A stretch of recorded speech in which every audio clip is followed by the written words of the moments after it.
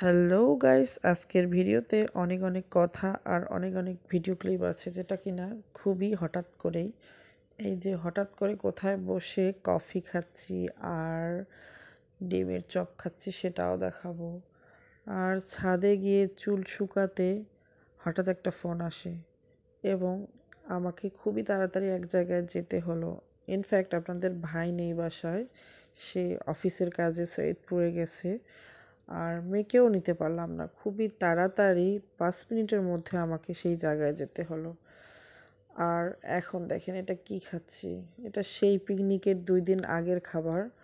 এখন মা আমি গরম করে খাচ্ছি, কিচ্ছু করার নাই।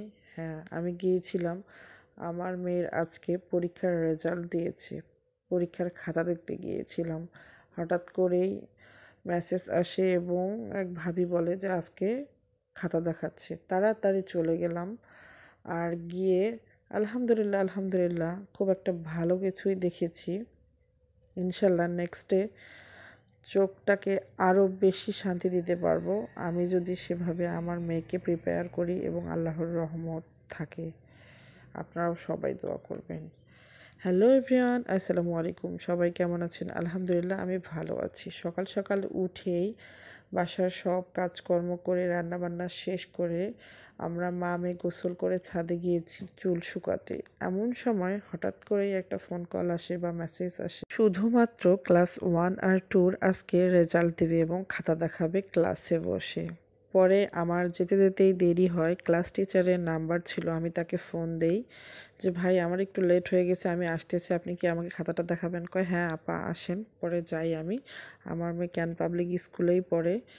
তো পরে সেখানে গিয়ে আমি এই যে এখন আমি রিক্সা করে যাচ্ছি খুবই তাড়াতাড়ি। আপনাদের ভাইয়াও নেই, আপনাদের ভাইয়া অফিসের কাজে অন্য জায়গায় গিয়েছে একদিনের জন্য। মানে সকালে গিয়েছে, দুপুর 2টা 3টার দিকে আসবে। তখন আমি রিক্সা ধরেই গেলাম।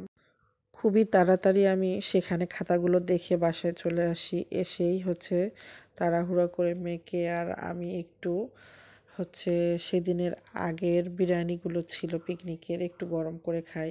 আর মাংস রান্না করেছিলাম আর আমি তো খুবই অল্প নিয়েছি, 2-1 চামচ, আর সালাদ আর 2 পিস মাংস নিয়ে খেয়ে ফেলি।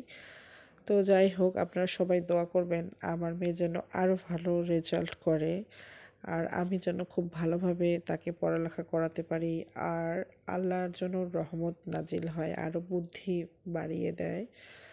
তো আমি বিকালে গিয়েছিলাম, এটা ক্যান্টিনে গিয়ে এই যে হালকা একটু ভাজা পোড়া খেলাম আর একটা কফি। আপনাদের ভাইয়া বলতেছে চলো ঘুরে নিয়ে আসি। হাঁটতে বের হয়েছি, ওই সময় আপনাদের ভাইয়া চলে আসে আর এসে আমাদেরকে ওখানে নিয়ে যায়। যাই হোক, আলহামদুলিল্লাহ। এখন বলি আমার মেয়ের পরীক্ষার রেজাল্টের কথা। আলহামদুলিল্লাহ, দেখেন ওই যে বাংলায় 100-র মধ্যে 98 পেয়েছে এবং অন্যান্য সাবজেক্টও 2-1 মার্ক করে কম পেয়েছে।